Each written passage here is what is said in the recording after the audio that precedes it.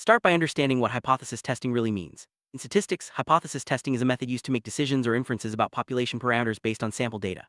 Essentially, it helps us determine whether there is enough evidence in a sample to support a particular belief or hypothesis about the population. This process is fundamental in scientific research, business analytics, and many other fields where data-driven decisions are crucial. By the end of this video, you'll have a clear grasp of the key concepts and steps involved in hypothesis testing, setting a strong foundation for more advanced statistical analysis. You might wonder why hypothesis testing is so important. The answer lies in its ability to provide a structured way to evaluate claims or assumptions about a population. For example, a company might want to know if a new marketing strategy is more effective than the old one. Hypothesis testing allows us to use data to make informed decisions rather than relying on guesswork. It's a cornerstone of scientific inquiry and business intelligence, ensuring that conclusions are backed by evidence and not just intuition. The heart of hypothesis testing is the null hypothesis, often denoted as H0.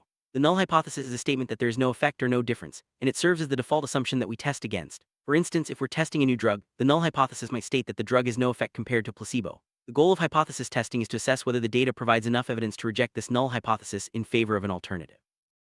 Opposite to the null hypothesis is the alternative hypothesis, denoted as H1 or HA. This is the statement you hope to find evidence for. Continuing with our drug example, the alternative hypothesis would claim that the new drug does have an effect.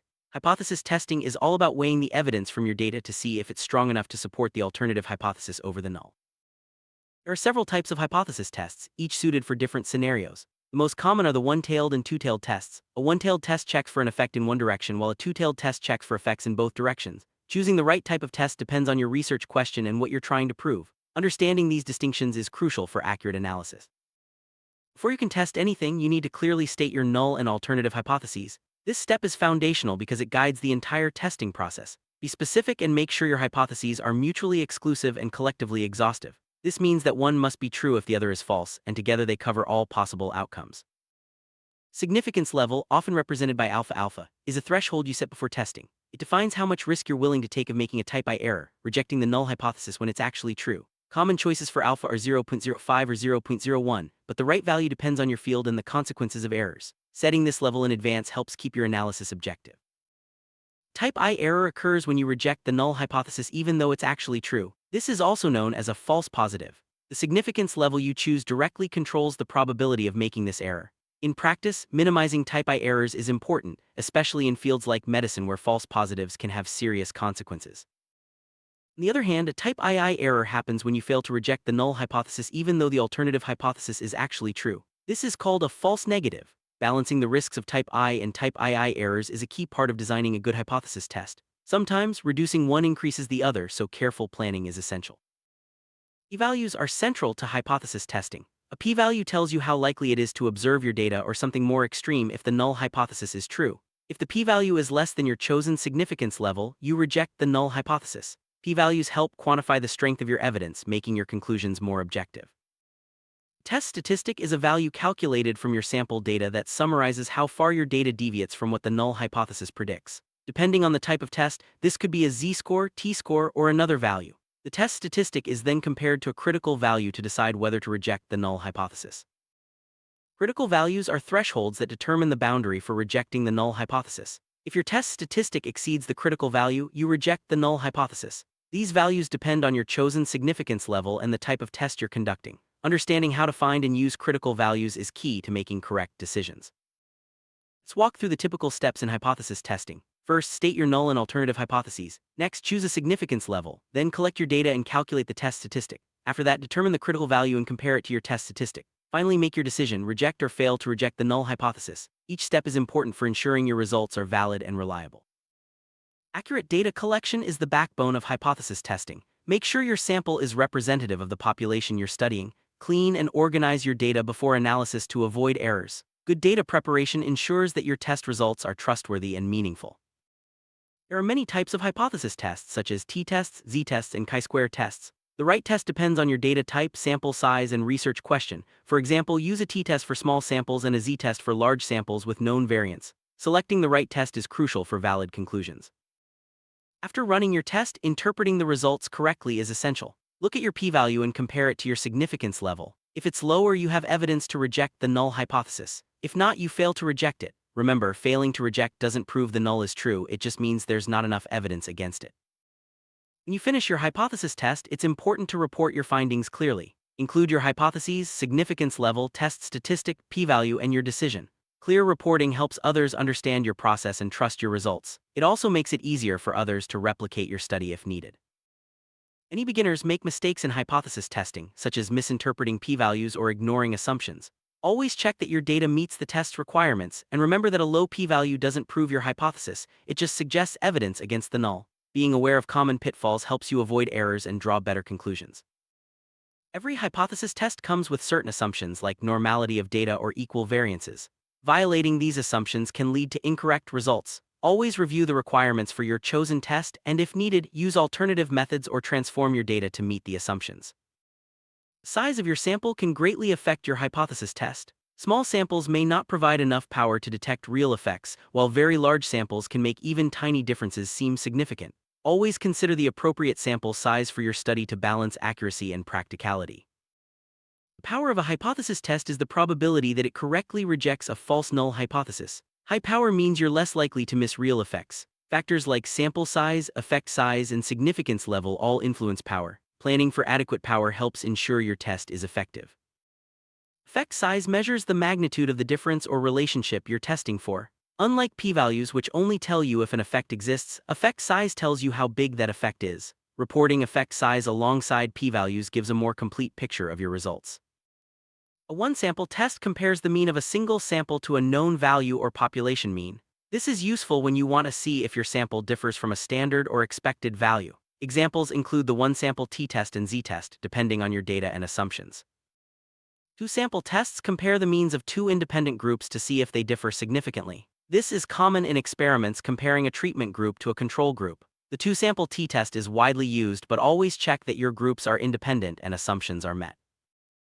Paired sample tests are used when you have two related samples, such as measurements before and after a treatment on the same subjects. The paired t-test is a common example. This approach accounts for the fact that the samples are not independent, improving the accuracy of your results.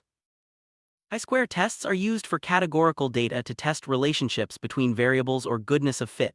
They're widely used in surveys and experiments with counts or frequencies. Make sure your data meets the requirements for chi-square tests, such as expected frequencies being large enough. Non-parametric tests are alternatives when your data doesn't meet the assumptions of standard tests like normality. Examples include the Mann-Whitney U-test and Wilcoxon-Sindrank test. These tests are more flexible but may be less powerful, so use them when necessary. Directional one-tailed tests look for an effect in a specific direction, while non-directional two-tailed tests check for any difference. Choose the type based on your research question. Using the wrong type can lead to misleading conclusions, so always plan ahead.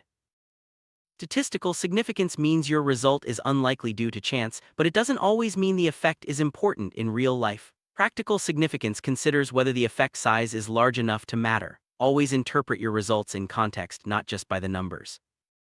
When you run many hypothesis tests, the chance of making a type I error increases. This is called the multiple testing problem. Techniques like the Bonferroni correction help control the overall error rate, ensuring your results remain reliable even with multiple comparisons.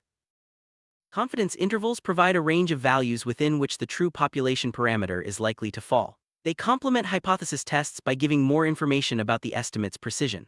Reporting confidence intervals alongside p-values gives a fuller picture of your findings. Imagine a pharmaceutical company testing a new drug. They set up a null hypothesis that the drug has no effect and an alternative that it does. After collecting data from clinical trials, they calculate the test statistic and p-value. If the p-value is below their significance level, they reject the null hypothesis and consider the drug effective. This process ensures decisions are based on evidence, not assumption. Company wants to know if a new ad campaign increases sales. They set up hypotheses, collect sales data, and run a test. If the results are statistically significant, they can confidently say the campaign had an effect. This approach helps businesses make smarter, data-driven decisions. While powerful, hypothesis testing isn't perfect. Results can be influenced by sample size, data quality, and test assumptions. It's also possible to get significant results by chance, especially with many tests. Always interpret findings carefully and consider the broader context. Ethics play a role in hypothesis testing, especially in fields like medicine and social science. Always report results honestly, avoid manipulating data, and respect privacy. Ethical research builds trust and ensures your work benefits society. Many software tools can help you perform hypothesis tests, such as Excel, SPSS, R, and Python. These tools automate calculations and make it easier to analyze complex data. Learning to use statistical software is a valuable skill for anyone working with data. Graphs and charts make it easier to understand and communicate your hypothesis test results. Visuals like bar charts, box plots, and histograms can highlight differences and trends in your data. Effective visualization helps your audience grasp the key findings quickly. Reliable results can be replicated by others using the same methods and data. Replication is a cornerstone of scientific research, ensuring that findings are robust and not just due to chance. Always document your process so others can repeat your analysis. Hypothesis testing is a foundational skill, but there's always more to learn. Stay curious and keep exploring new methods, tests, and applications. The more you practice, the more confident and skilled you'll become in making data-driven decisions.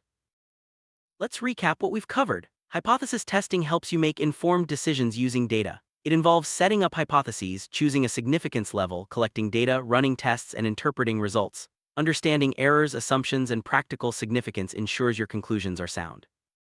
If you want to dive deeper, there are many great resources on hypothesis testing. Textbooks, online courses, and tutorials can help you master more advanced topics. Continuous study will help you stay up to date with the latest methods and best practices in statistics. The best way to learn hypothesis testing is by practicing with real data. Try analyzing datasets from your field of interest and apply the steps we've discussed. Practice will help you spot patterns, avoid mistakes, and build your confidence in statistical analysis.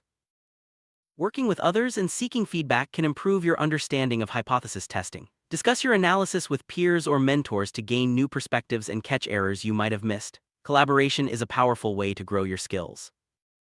Curiosity drives progress in statistics and science. Always ask questions, challenge assumptions, and look for ways to improve your analysis. Staying curious will help you discover new insights and become a better data analyst. Hypothesis testing is a powerful tool for making sense of data and drawing meaningful conclusions. By following the steps and principles we've discussed, you'll be well equipped to tackle real-world problems with confidence. Keep learning, practicing, and applying these skills, and you'll continue to grow as a data-driven thinker.